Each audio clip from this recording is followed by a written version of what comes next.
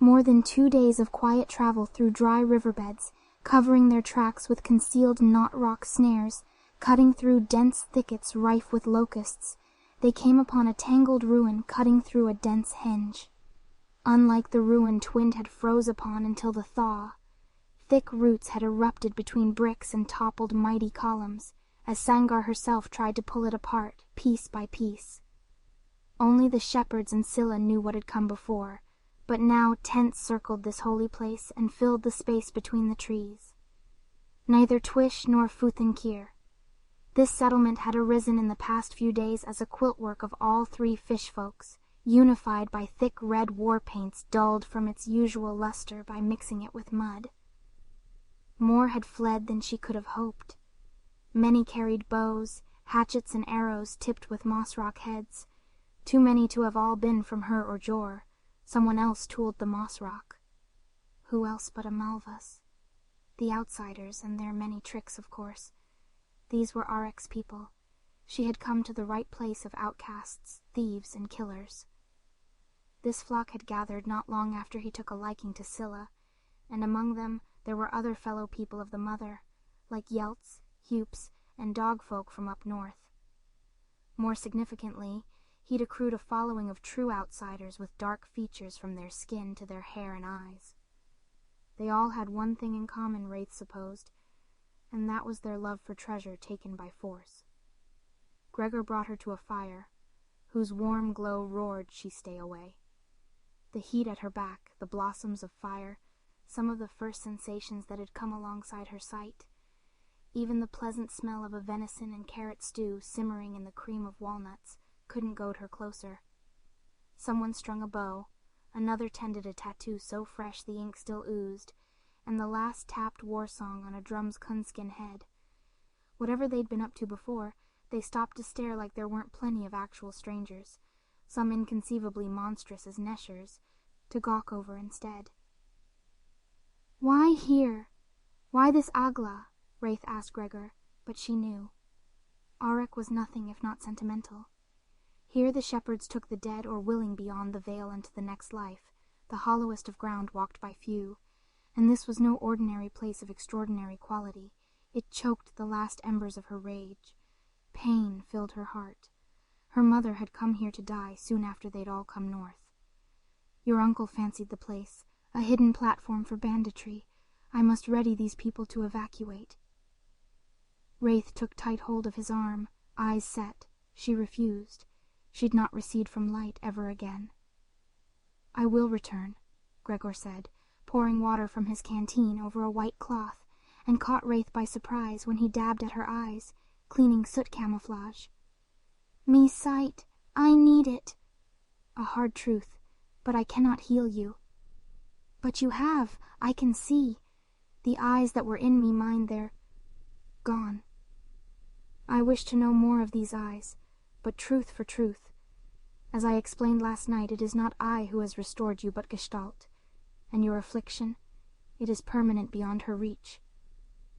Despite every drop of her strength, with the ease of water, he slipped from her hold with a sudden flick of the wrist.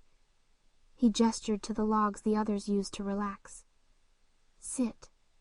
There will not be much time for comfort in the days to come. I swear I will return, and I will bring back with my every brushstroke of color you've lost. But wait. I cannot have you hounding me with questions while I orchestrate an exit. Where is Arek? I demand to see him." Gregor's steady posture gave to exasperation, and he pinched the small of his nose. "I must pack the medical supplies, delicately, and with focus. I know you mean well, but you will only slow me down with questions. Those two there, Tai and Boda, are capable warriors. They're Arek's, I know." Reyth fastened herself upon Gregor. Like the wind, she could not keep him. Gregor left her to the blanketing night pierced by yellow stars. One fear replaced another, and with only the campfire's warmth to spook her, she felt brave enough to reach for a bowl from any of the warriors who'd help. Reyth had always yearned to sit among these great defenders of Twish. All her life, Evren teased her. Hair of fire, you can't fight because you'll tire, and if you dare, they'll see your hair, and feed you to the wolfie's lair. She'd wanted to sit as their equals, not like this, not so judged or helpless as now. She sensed it, she knew it. Auric talked and talked. Who didn't know what happened to Evron? Who didn't know her role? Did Gregor? Would he have broken bread if he did? But Auric did talk and talk. "Fall out, ye nest little hen," the drummer said. Ty, who spoke to her, was also the one who helped her meal. So savory and sultry, she gulped it down instead of slapping back. He'd a strong but hoarsened voice. Ty was sired of the windfish, among those in line to lead all of Twind, but forwent the wisdom of his father for the work of war. "The cub has no teeth," sneered the woman of the group, Boda. Reyth had too spied Comet's sister, just before losing her sight again, nursing foul fluid from a black glass bottle. "And the bitch has no hair," Reyth said, feigning to draw a phantom's knife across her head, where a Malvus blood rider had scalped her some years ago, in the same raid she and Ty lost their 2 children. Reyth tapped the empty bowl against her flanks and tossed it towards Boda. It did not make a sound. She must have caught it. "Sniff it, Sniffer." "There's the bark, but a Malvus who can't fight. Ain't worth much. Ya act like a child." "I's Malvus as a puddle is a cloud. Me blood runs upstream to Yelt, too." She answered back. "Did you forget the fool you follow is me uncle or naw? We've a common ancestry." "Sounds to me," a new voice said, one to which she'd still sewn no face too, that of the outsider Schneider, "that there's a lot of bad blood over here, making good bourbon bitter." "You've more to drink?" Boda asked. Reyth could feel her bitter gaze. "Do we?" Yet another faceless voice, as O came trouncing behind his companion. "What kind of bloody damn question is that? These here are flamin' drinks. What Schneider's lizard man brought with him got more booze and beer than Regs in all the triarchy. A font of fruit and honey. Foxy, you got a tongue for fire? You didn't burn to death, you must need it. I ain't seen Greg that much in a hurry to save a soul and—" "Tch!" Reyth interrupted. She couldn't take their revelry. Had they not seen? Had they not heard? Had they not tasted the smoke upon their tongue, heard the screams of the Quat's children? Did they forget they had left her to die? "Don't be so glum, Plum. Take a drink," Schneider said, prying at Reyth's fingers and tickling her palm. The object Schneider pushed her into taking, she smashed upon the ground, splashing sticky sweet liquid, and in the shock rose into Schneider, smashing shoulder against chin. "Ya bastard! Clap me ass again like you did back there, and I'll clap your teeth out your mouth." He cursed and recoiled as O's guffaw cut the air. Even Ty, Boda, and the other fighters she didn't know joined into the laughter. At least they liked her better than he. "Ha! You get what you deserve, you stupid fart. Boda, see? Foxes don't need teeth. They got the element of surprise," O said. As she left, the group grew louder and rowdier, laughing, singing, and slurring. Reyth conjured the light of memory to lead her through the Agla. The tangled maze of its broken walls encompassed her. She'd been here before, many times in the ripples, pf her mother's suicide. The painted ruins had been alive with hundreds of luminescent purple and white flowers then. First, her mother had pressed them into rarefied dust, and then swallowed enough to choke upon, let alone poison herself.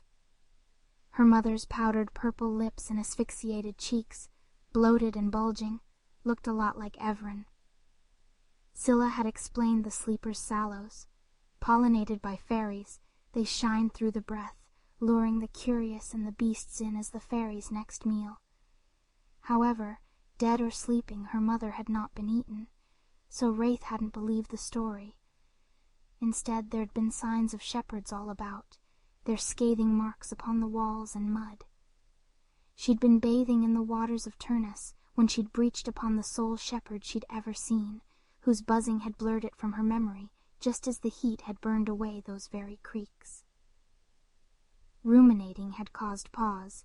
Reyth felt the stone underhand, the flecks of paint, and the sculptures of bulbous insects. Gregor spoke in a tent some distance away, Getting there would be tricky, less so if she was patient. Like within the depths of black and yellow, she affixed her feel upon the left wall and began to find her way, counting her steps, trying to parse Gregor's words. Silent footfalls she'd not be tricked by twice followed in her wake. "What do you want, Schneider? I saw you crying, came to offer a kerchief. I don't know what that is. Leave me alone. Going to speak with Gregor, eh? Fine fellow. Gonna go kill me uncle, actually. Ah, yes. Aurek, that man's superfluous, you know. Fallen into Gregor's shadow so quickly. Gregor, on the other hand, be careful with him. That one's superlative." All this talk made it difficult for her to navigate. Reyth tried to wave him off, but on he went. "He's come to lead you, you know. I dunno care. Your rucks are as dumb as knot rocks, dangerous as sleepers sallow, and you piss in the river like it's your own. I cannot believe I can still hear after you split everything with lightning, and still let me fall from the wagon.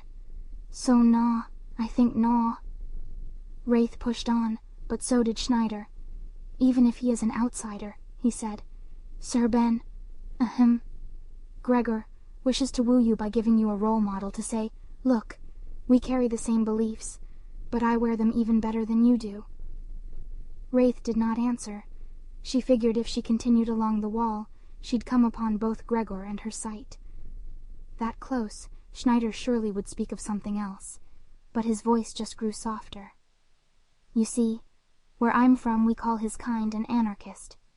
They're demons, who make chaos through the twisting of language and through promises of freedoms and treasure he simply can't supply. I say fight the good fight if you're so inclined.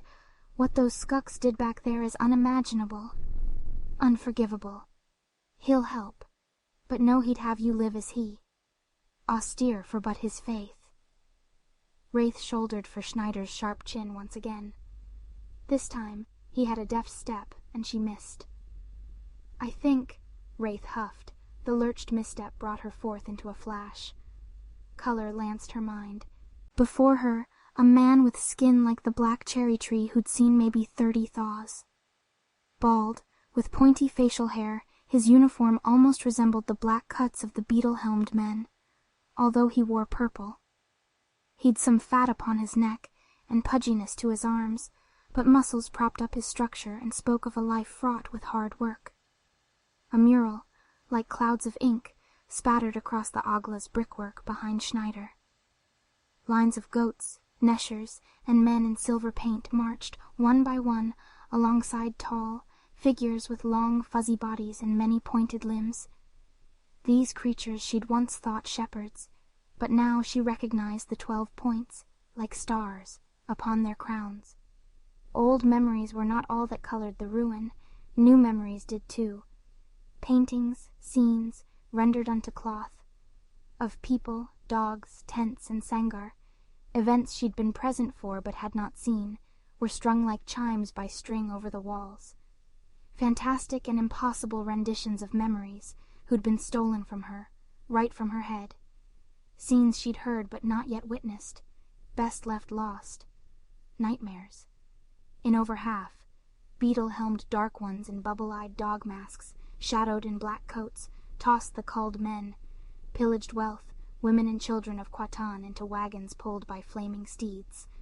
In another, a 4-legged silver hulk with a long horn protruding from its back stood over a smoldering field that had once been twinned, its artificial body, the perch for many owlish artifices, like the one that had struck at Gregor.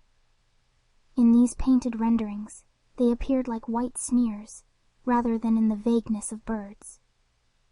Under it all, a gathering of the injured and wounded, burned and bandaged, the air thick with the smell of rotten fruit, the tents of the strangers more compact and clumsily constructed than the Twish yurts. Strange symbols, like the rusted idol Gregor carried upon his chain, painted in red on the sides of the otherwise camouflaged camp. Worst of them all were maimed children swaddled in blue-soaked wraps in the care of their families, some wounded and some not. Many, so many lay alone, suffocating on the clean air, The smoke had scalded many breaths. "I think," Reyth began, having found her way, "I will judge him with me own eyes.